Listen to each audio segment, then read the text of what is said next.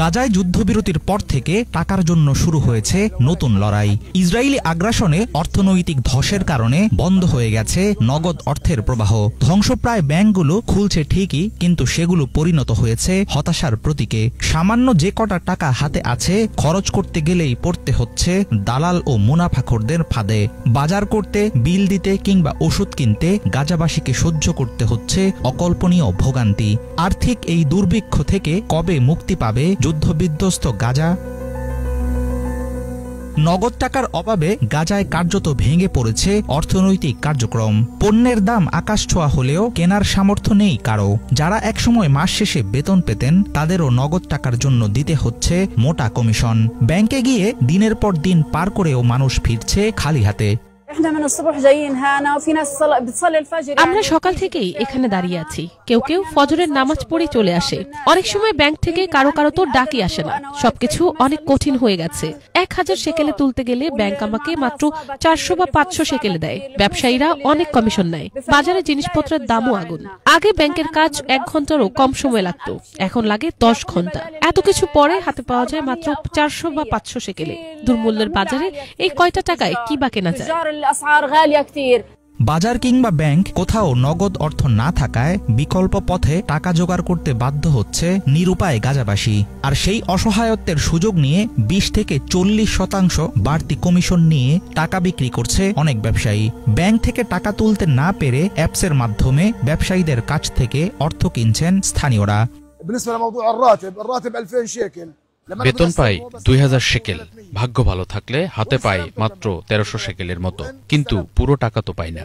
বাজারে টাকা নিয়ে গেলে তারা 50, 20, 10 শেকেলের নোট ভালো আছে কিনা দেখে তারপর নেই। ব্যাংকে নগদ টাকা নেই, শুধু কাগজে কলমে লেনদেন করা যায়। অ্যাপ দিয়ে ব্যবসায়ীদের কাছ থেকে বেতনের টাকা বের করতে 30 থেকে 40% কমিশন দিতে হয়। যুদ্ধবিধ্বস্ত গাজায় অনেকে বেঁচে থাকার তাগিদে পুরনো ছেঁড়া নোট মেরামত করে সামান্য উপার্জন করছে। কেউ আবার মোবাইল অ্যাপে অর্থ পাঠিয়ে কিনছে ডিম, চিনি কিংবা এক টুকরো রুটি। সেখানেও গুনতে হচ্ছে মোটা অঙ্কের বাড়তি ফি। যুদ্ধ শুরু হওয়ার পর থেকে আমরা কষ্টে আছি। ব্যাংক নোট সব নষ্ট হয়ে গেছে। আমি এসব ঠিকঠাক করি যেন চালানোর মতো হয়।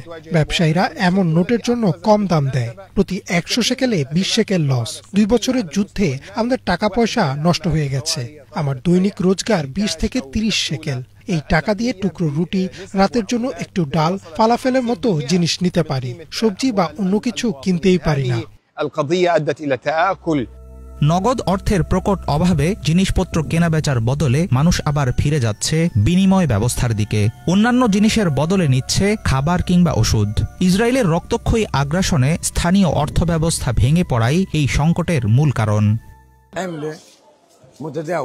সব সংকটের মূল কেন্দ্রবিন্দু হল নগদ লিকুইডিটির অভাব। এটি ফিলিস্তিনি নাগরিকদের জন্য সবচেয়ে গুরুতর ও বিপজ্জনক অর্থনৈতিক সংকটের একটি হয়ে গেছে। সবচেয়ে গুরুতর হল নগদ বিক্রির সময় 50% পর্যন্ত কমিশন ধরা হচ্ছে। যুদ্ধের কারণে শিল্প, কৃষি, বাণিজ্য ও ব্যাংকিং সব খাতেই ধ্বংস হয়ে গেছে। গাজার প্রায় 90% ব্যাংকিং অবকাঠামো শেষ। পুরোপুরি স্থবির স্থানীয় অর্থনৈতিক চক্র। যুক্তরাষ্ট্রের প্রেসিডেন্ট ডোনাল্ড ট্রাম্পের ঘোষিত 20 দফা শান্তি পরিকল্পনাতে গাজার ব্যাংকিং ব্যবস্থা বা অর্থনৈতিক অবকাঠামো পুনর্গঠনের কোনো রূপরেখা নেই। ফলে যুদ্ধবিরতি চলমান থাকলেও নগদ টাকার জন্য স্থানীয়দের লড়তে হচ্ছে এক অসহনীয় লড়াই। এমন আর্থিক অভিশাপ নিয়ে কতদিন টিকবে স্থানীয় বাজার ব্যবস্থা? গাজায় কিভাবে ফিরবে স্বাভাবিক পরিস্থিতি? সেসব নিয়ে দেখা যায়নি কোনো আশু সমাধানের আশা। হাফিজুল ইসলাম, বাংলা ভিশন।